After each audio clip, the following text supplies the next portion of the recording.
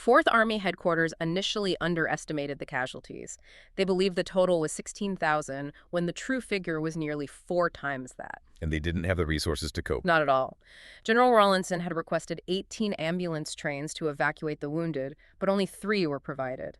The casualty clearing stations only had capacity for 9,500 cases. Which means tens of thousands of wounded men were just left untended in the open, dying where they fell or stuck waiting for days. That is the horrifying reality. Medical services failed to treat all the wounded until July 4th, 3 full days after the attack began. Reports indicate casualties reached hospitals in England still wearing their original blood-soaked field dressings.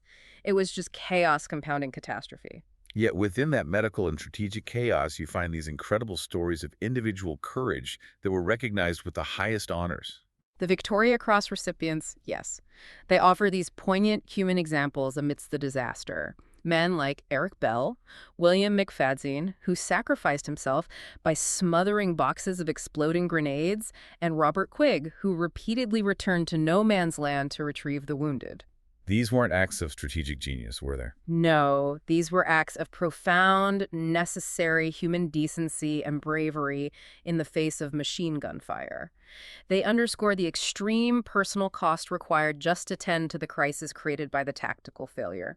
So, synthesizing all this massive sacrifice and learning, why does the Battle of the Somme endure as a watershed event in the First World War? It certainly wasn't a strategic victory in the classic sense. It was a watershed moment for several interconnected reasons that go beyond the simple measure of ground gained. Yep. First, militarily, it confirmed the reputation and the fighting experience of the emerging Commonwealth forces, especially the Canadians and the Newfoundlanders, as first-rate frontline troops. Second, tactically.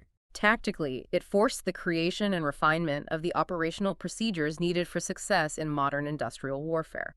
The Somme was the bloody testing ground for the creeping barrage, for coordinated air-to-ground reconnaissance, for the use of tanks. The doctrine developed there was critical to Allied victories later in the war. And third, strategically. Strategically, despite the cost, it applied massive, sustained pressure on the German army in the West. The Westier.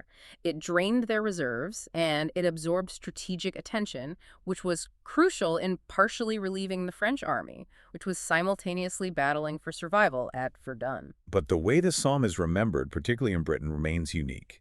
It's focused almost solely on the disaster of July 1st, regardless of the 4 months of tactical learning that followed or the undeniable French success. That unique, uneven narrative is a huge part of its lasting legacy. We mentioned the historiographical focus.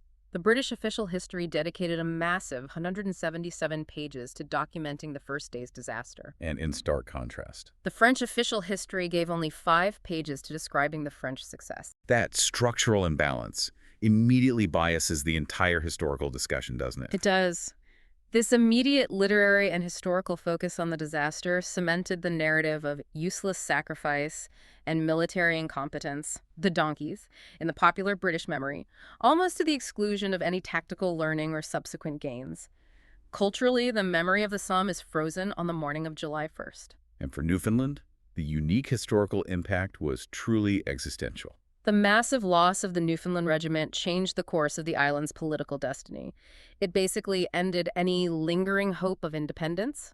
Their sacrifice is remembered specifically every year. July 1st is designated Memorial Day in Newfoundland and Labrador. A solemn day of remembrance. Very much so.